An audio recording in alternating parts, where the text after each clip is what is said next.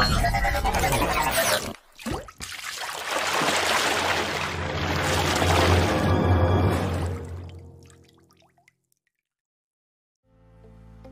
দিনই আমি এখানে লোকাল একজন ট্রেডার আছেন, ওনার সাথে আলোচনা করছিলাম। তো স্টক সিলেকশন কিভাবে করেন এই প্রক্রিয়াকরণে যখন প্রশ্নে আসলাম, উনি একটা পয়েন্টে খুব বেশি জোর দিতে চাইলেন, সেটা হলো ডিভিডেন্ড বেসড প্র্যাকটিস, অর্থাৎ ডিভিডেন্ড বেসড স্টক সিলেকশন।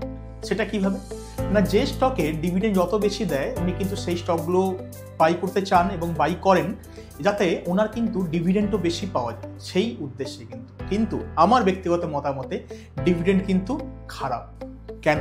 ডিভিডেন্ডের ভালো দিক এবং খারাপ দিক নিয়ে আজকে আমরা আলোচনা করব ডিডি ভ্যালু ইনভেস্টিং এর এই পেজে। আসুন আমরা দেখি। প্রথমে আমরা যদি দেখি যে দুটো টার্ম আমাদের কিন্তু জানতে হবে। এক নম্বর হচ্ছে ডিভিডেন্ড ইল্ড এবং সেকেন্ড হচ্ছে ডিভিডেন্ড পে আউট। অনেক কোম্পানি বলে যে আমরা 1000% বা 100% ডিভিডেন্ড কিন্তু দিচ্ছি। এই ডিভিডেন্ড কিন্তু শেয়ার প্রাইসের উপর দেওয়া হয় না, এই ডিভিডেন্ড দেওয়া হয় ফেস ভ্যালুর উপর। অর্থাৎ একটি শেয়ারের দাম যাই হোক না কেন, তার ফেস ভ্যালু কিন্তু 1 টাকা বা 10 টাকা এরকম হিসেবে থাকে। যদি 1 টাকা থাকে তাহলে 100% যদি দেয় ডিভিডেন্ড, তাহলে 1 টাকাই কিন্তু উনি পাচ্ছেন অ্যাজ এ ডিভিডেন্ড। কিন্তু যদি আমরা একথা ভাবি যে শেয়ার প্রাইসের উপর যদি ভাবি যে 100% ডিভিডেন্ড দিচ্ছে, তাহলে কিন্তু 1000 টাকা ডিভিডেন্ড নয়। অর্থাৎ এই টোপে কিন্তু কেউ পা দেবেন না। যখন কোম্পানি বলছে যে 100% ডিভিডেন্ড দিচ্ছে, সেই কোম্পানিতে কিন্তু এভাবে ইনভেস্ট করার আগে ভাবতে হবে। Second, dividend yield. Dividend yield মানে কি? ডিভিডেন্ড ইল্ড মানে আপনি যেই দামে শেয়ারটা ট্রেড হচ্ছে, অর্থাৎ এলটিপি, তার কত পার্সেন্ট অ্যাজ এ ডিভিডেন্ড হিসেবে কোম্পানি দিচ্ছে।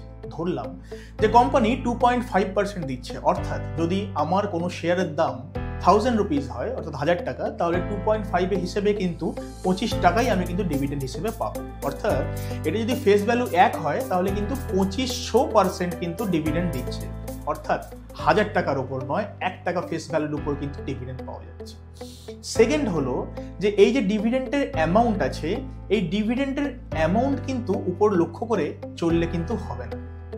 তো এই ডিভিডেন্ডটা কি জিনিস? কোম্পানি নিজের ব্যবসায় যখন কোনো প্রফিট করে, সেই প্রফিটের একটা পার্সেন্টেজ শেয়ার হোল্ডার কিংবা যারা ইনভেস্টার আছে তাদের মাঝখানে ভাগ করে দেয়। এটাই কিন্তু আমরা ডিভিডেন্ড হিসেবে পাই। ডিভিডেন্ড যে অ্যামাউন্ট আমরা পাই কোম্পানির কাছ থেকে, সেই অ্যামাউন্ট এই ডিভিডেন্ড হিসেবে না দিয়ে আরও 4টে কাজে কিন্তু ব্যবহার করা যেতে পারে। সেগুলো কি? সেগুলো নিউ ইনভেন্টারিজ বা বিজনেস গ্রোথের জন্য, বা আমার প্রফেশনাল যারা আছে তাদেরকে হায়ার করার জন্য, CWIP, এইগুলোর মধ্যে কিন্তু আমরা ডিস্ট্রিবিউট করতে পারতাম এই প্রফিট। কিন্তু কোনো কোম্পানি ডিভিডেন্ড দেয়, হিউজ অ্যামাউন্টের দেয়, কিন্তু কোনো কোম্পানি দেয় না। তাই বলে কি তাদের প্রফিট হয় না? না, তাদের প্রফিটের পার্সেন্টেজটা এভাবে ইউটিলাইজ করে, রিজার্ভ বাড়ায় কিংবা ফান্ডামেন্টাল স্ট্রং করতে ইউজ করে। প্রথমেই আমরা দেখে নেব যে ডিভিডেন্ডের ভালো দিক কী কী। ডিভিডেন্ডের দাম 1 নম্বর যদি বলি আমরা, সেটা আমাদের ফ্রি ক্যাশ। অর্থাৎ এই ডিভিডেন্ডের ক্যাশটা আমাদের কাছে কিন্তু স্টক বাড়ুক বা কমুক আমাদের কিছু ডিপেন্ডেন্ট হয় না, আমরা নিয়ম করেই কিন্তু এই ডিভিডেন্ডটা পেয়ে থাকি। সেকেন্ড, আমরা এই যে ডিভিডেন্ডের অ্যামাউন্টটা পাই, এগুলো কিন্তু আমরা আবার রিইনভেস্টমেন্ট করতে পারি বা নতুন স্টক কিন্তু বাই করতে পারি, এবং এই ক্যাশের ইনফ্লো কিন্তু আমাদের উপর ডিপেন্ডেন্ট নয়, এটা কোম্পানি নিজের সময় অনুযায়ী আমাদের কিন্তু প্রোভাইড করে দেয়। এবার আমরা কয়েকটা ব্যাড দিক অর্থাৎ খারাপ দিক সম্পর্কে দেখে নেব ডিভিডেন্ডে। প্রথমেই আমরা যদি বলি ক্যাপিটাল অ্যাপ্রিসিয়েশন। একটা স্টক বাড়লো কিংবা কমলো, তার উপর যেমন ডিভিডেন্ড দায়ী নয়, কিন্তু উল্টো দিক থেকে একটা জিনিসও খুব ইম্পর্টেন্ট। কিভাবে? আসুন সেটা দেখি। ধরুন আপনি 10% কোনো একটা স্টকে আপনি ডিভিডেন্ড পেলেন, উল্টো দিক থেকে স্টকটা যদি ওখান থেকে 10% ডাউন হয়, তাহলে কি হলো? প্লাস মাইনাসে আপনার কাছে এই মুহূর্তে ডিভিডেন্ড পাওয়া সত্ত্বেও কিন্তু আপনার টোটাল ক্যাপিটাল কিন্তু 0 হয়ে গেল। অর্থাৎ যে ক্যাপিটাল ইনভেস্ট করেছিলেন, টোটাল অ্যামাউন্ট কিন্তু নো প্রফিট নো লস, অর্থাৎ 0-র দিকে। কিন্তু CAGR যদি আরও নিচের দিকে যায় এবং ডিভিডেন্ডের পার্সেন্টেজ যদি একই থাকে, তাহলে কিন্তু দিনের শেষে আপনার লস। কিন্তু আপাতত দৃষ্টিতে মনে হবে আপনি ডিভিডেন্ড পেয়ে কোম্পানি থেকে প্রচুর প্রফিট করেছেন। সেকেন্ড, এতে কিন্তু ফান্ডামেন্টালস না দেখে আমরা ডিভিডেন্ডের লোভে কিন্তু স্টক কিনি। ফান্ডামেন্টাল স্ট্রং নয় যে সমস্ত স্টকে, সেগুলো কিন্তু অনেক সময় ডিভিডেন্ডের লোভে পড়ে আমরা কিনতে বাধ্য হই, বন্ধু বান্ধবের কাছে শুনে বা আত্মীয় পরিজনদের কাছে শুনে। 3 নম্বর, ডবল ট্যাক্সেশন। কোম্পানি, আপনি যদি দেখা যায় যে 10 লাখ টাকার বেশি আপনি ডিভিডেন্ড পেয়েছেন, কোম্পানি আপনার ইনভেস্টের উপরও ট্যাক্স দেয় এবং ঘুরপথে আপনার যেই ডিভিডেন্ড পাচ্ছেন সেই ডিভিডেন্ডের উপর ট্যাক্স দিচ্ছে। অর্থাৎ ডবল ট্যাক্সেশন কিন্তু আপনার উপর লাগু হলো। 3 নম্বর পয়েন্ট যদি আমি আসি, যে এই যে ডিভিডেন্ড পাচ্ছি, এই ডিভিডেন্ডের অ্যামাউন্ট আপনাদের মধ্যে ডিস্ট্রিবিউট না করে কোম্পানি নিজের বিজনেস আরও বেশি গ্রো করতে সাহায্য করতে, তাদের স্টকের অ্যামাউন্ট অর্থাৎ স্টকের এলটিপি আরও বাড়তো, সেটা কোম্পানি করতে পারতো। কিন্তু ডিভিডেন্ড দেয় এই অর্থে কিছু কোম্পানি আছে, যা আমি নাম করবো না তাদের, তারা শুধুমাত্র ডিভিডেন্ড দেয় বলে অনেক ইনভেস্টাররা সেখানে ইনভেস্ট করে, কোম্পানির টোটাল ফান্ডামেন্টালস কিন্তু গ্রো হয় না। অর্থাৎ কোম্পানি আজও যেখানে ছিল কালও তার থেকে হয়তো নিচে যাবে, কিন্তু সেখান থেকে তাদের উন্নতি কিন্তু কোনোভাবে সম্ভব হচ্ছে না। ROE, যেটা ফলস একটা বিলিফ হয়, ROE কিন্তু ইনক্রিজ হয়ে যাচ্ছে, এটা একটা ফলস বিলিফ। কিভাবে সেটা দেখে নেব। ধরুন কোনো একটা কোম্পানির ইকুইটি রিজার্ভে আছে 500 টাকা এবং আইপিও থেকে সে পেল 500 টাকা, অর্থাৎ এই মুহূর্তে কোম্পানির টোটাল ইকুইটির অ্যামাউন্ট 1000 রুপিস। এবার এই বছর কোম্পানি প্রফিট করলো 100 টাকা, সুতরাং ROE এই মুহূর্তে কত পাচ্ছি আমরা? ROE এই মুহূর্তে পাচ্ছি 100 ডিভাইড বাই 1000 ইকুয়াল টু 10%।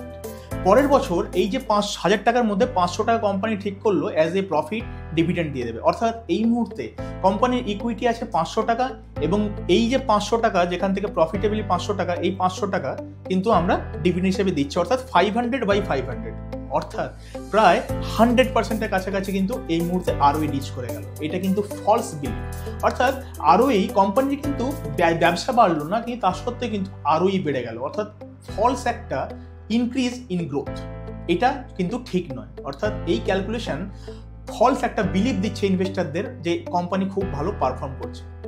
এরপরে যদি একটা ব্যাড পয়েন্ট বলি, তাহলে সেটা হলো রিডেমশন, ফোর্স রিডেমশন, অর্থাৎ আপনি না চাইলেও কিন্তু এই ডিভিডেন্ড অ্যামাউন্ট আপনার পকেটে ঢুকবে।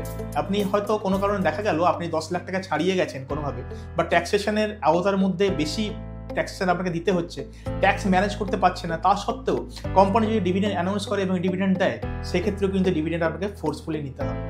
4 নম্বর, যদি কোনো কোম্পানিতে দেখতে পাই যে যদি কোনো কোম্পানিতে প্লেজ পার্সেন্টেজ অনেক বেশি থাকে বা ডেট টু ইকুইটি অনেক বেশি আছে এবং প্রোমোটার পার্সেন্টেজও অনেকটা বেশি এবং ডিভিডেন্ডের পার্সেন্টেজ অনেকটা বেশি, তাহলে এই প্রোমোটাররা এই ডেটকে কাটানোর জন্য প্রফিটের অ্যামাউন্ট অর্থাৎ ডিভিডেন্ড হিসেবে যেটা পাচ্ছে সেটা প্রোমোটার হোল্ডিংয়ে একটা বড় পার্সেন্ট যায়, সেটা কিন্তু প্রতি মাসের ডেট কিন্তু মেটাতে হয়। অর্থাৎ এই যে ঘুর পথে এই যে ডিভিডেন্ড আপনাকে দিচ্ছে, এই ডিভিডেন্ডে কিন্তু ঘুর পথে এই যে লোন যেটা আছে, লোন কিন্তু রিপেমেন্ট হয়।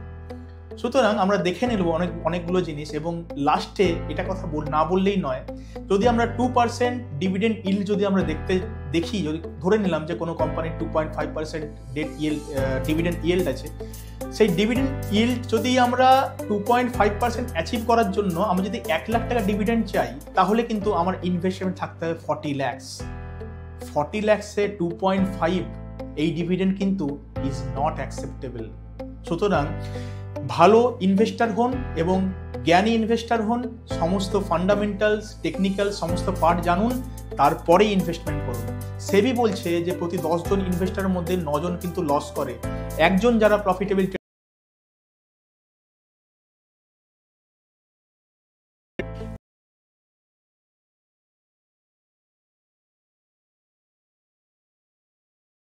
সবাইকে বুঝিয়ে বললাম। কমেন্ট বক্সে আপনারা কমেন্ট করুন পরবর্তী ভিডিও কি বিষয়ে আমরা তৈরি করব। ডিভিডেন্ড নিয়ে আর কোনো প্রশ্ন থাকলে কিন্তু আপনারা কমেন্ট বক্সের নিচে দেওয়া আছে, কমেন্ট বক্সে আপনারা কমেন্ট করতে পারেন। আমাদেরকে অনেক ভালোবাসা দিন, লাইক সাবস্ক্রাইব করুন আমাদের চ্যানেলকে এবং এগিয়ে যেতে আমাদের সাহায্য করুন।